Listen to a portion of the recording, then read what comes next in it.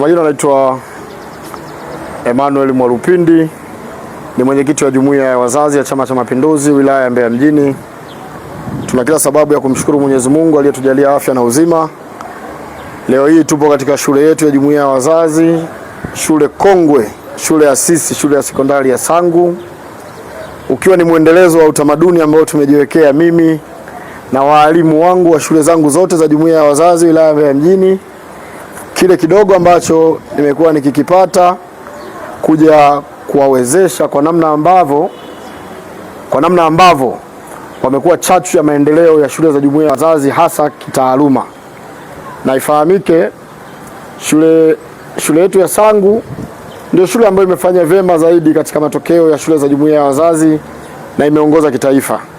Kwa hiyo tuna kila sababu ya kumshukuru Mwenyezi Mungu, lakini pia kukishukuru chama chetu cha Mapinduzi mkoa wa Mbeya chini ya mwenyekiti wetu Patrick Malunenge ambaye pia ni mbunge wa jimbo la Mbeya mjini. Lakini kwa ujumla chama kimekuwa kikisimamia jumuiya zote, lakini pia kimekuwa kitupa ushirikiano jumuiya ya wazazi katika kuleta utulivu kwenye shule zetu. Utulivu ule ambao chama kimeleta, tuseme hatutawaangusha walimu wetu, na ninyi pia mnafanya kazi njema. Tuwatie shime, matokeo yazidi kuwa bora zaidi na zaidi. Kwa hivyo rai yangu kwa walimu, tuzidi kuhimiza makuzi na malezi kwa vijana wetu. Sio tu tunapata matokeo mazuri, lakini baada ya hapo watoto wakitoka hapa hawaendi kutengeneza taifa ambalo lina maadili.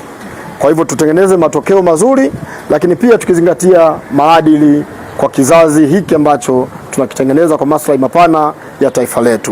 Kwa majina naitwa Christopher Nelson Swila.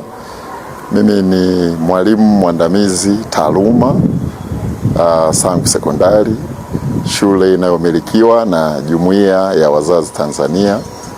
Basi kama alivyosema mwenyekiti wetu pendwa wa Jumuiya ya Wazazi wilaya yetu ya Mbeya, ndugu yetu Emmanuel Mwalupindi, kwa kweli na sisi tumeendelea kupokea vitabu kama zawadi ambayo kwetu sisi tunaipokea kama chachu kwa ajili ya mafanikio kitaaluma, ambayo na sisi tumwahidi ndugu yetu Emmanuel Mwalupindi kwamba tutaendelea kufanya vizuri katika mitihani yetu, na vitabu hivi vitafanyika chachu kwa ajili ya taaluma ya watoto wetu.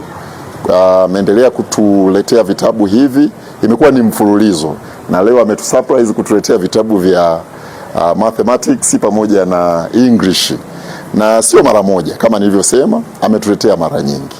Na nitoe tu rai kwa wadau wengine kama wataunga jitihada hizi kuendelea kutupa misaada ya vitabu hivi.